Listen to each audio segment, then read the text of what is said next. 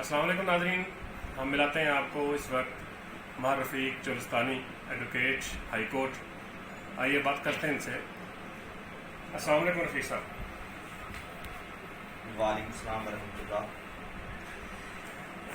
रफ़ीक साहब, हम आपसे पूछेंगे कि इस वक्त चोलिस्तान में कौन कौन से मसाइल हैं? शुक्रिया हकीम मोहम्मद असलम साहब, आपने अपना कीमती वक्त निकाला। इस वक्त चोलिस्तान में सबसे ज़्यादा मसला पानी का है।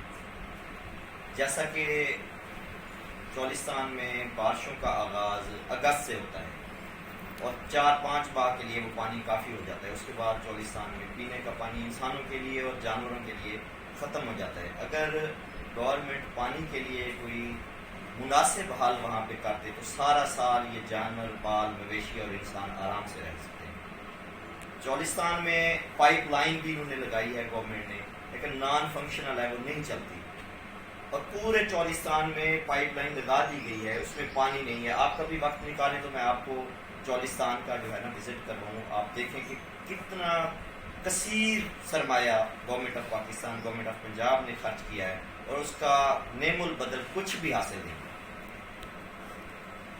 रफ़ीक साहब, आप ये बताएंगे कि क्या गवर्नमेंट ऑफ पाकिस्तान से चोलिस्तान में जो तरक्याती काम हो रहे हैं उससे आप मुतमिन हैं? जी अल्हम्दुलिल्लाह, गवर्नमेंट ऑफ पाकिस्तान ने पिछले अदवार में बहुत काम किए हैं। इस गवर्नमेंट ने काम की शुरुआत की थी, लेकिन कुछ नामसाइद हालात के तहत ये एक तो वबाई मर्ज कोरोना की वजह से फंड्स जो हैं वो सारे मुंजमद कर दिए गए हैं। पॉलिसीज़ बनी हुई थी, कुछ तरक्याती काम जो हैं, एक हमारा ग्रेटर चोलिस्तान है, एक ये चोलिस्तान है जहाँ पे आप बैठे हुए हैं, चकूक हैं, जहाँ पे अलॉटमेंट की हुई है।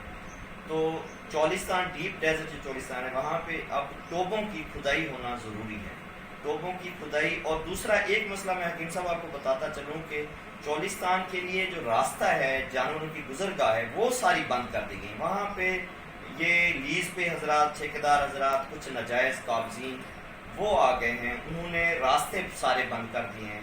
आप कभी वक्त निकालें तो मैं आपको दिखाऊं कि वहाँ पे खालाजात बना दिए गए हैं, नहरें बना दी गई हैं। लोगों के लिए बहुत बड़ा मसला है, उनमें पुलें नहीं हैं, ना ही गवर्नमेंट वहाँ पे कुछ पुलें बनवा रही है, ना ही वो जो ठेकेदार हजरात हैं वो बना रहे हैं। तो इससे क्या होता है कि जो जानवर रोही से जब पानी ख़त्म होता है वापस आते हैं तो वो उन नहरों में या उन खालाजात में गिर के मर जाते हैं।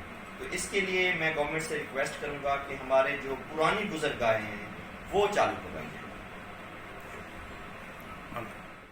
आपसे पूछ रहे हैं कि ये वसी रकबा पड़ा है चोलिस्तान में, और चोलिस्तान में अगर ये नए आबादकारों को अगर वो अलाट कर दिया जाए तो इसके बारे में आप क्या कहेंगे? ये हो भी रहा है या नहीं हो रहा? जी हकीम साहब, आपने बहुत एक अहम सवाल किया है।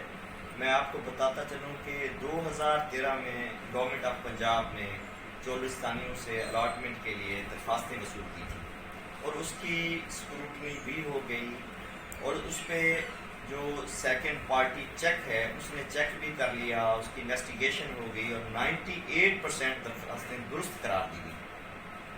ये पिछला दौर जो जिसमें मियाँ शहबाज शरीफ साहब वज़ीर आला थे, उन्होंने अलॉटमेंट शुरू कर दी, अखबारात में इश्तिहार आ गए और कुछ लोगों को अलॉटमेंट कर दी गई कुछ चकूक में। उसके बाद गवर्नमेंट का टाइम जो है ना वो ख़त्म हो गया, टाइम की नई गवर्नमेंट आ गई, उन्होंने तमाम पिछले वाली अलॉटमेंट कैंसिल कर दी और उसका चोलिस्तानियों को बहुत बड़ा नुकसान हुआ।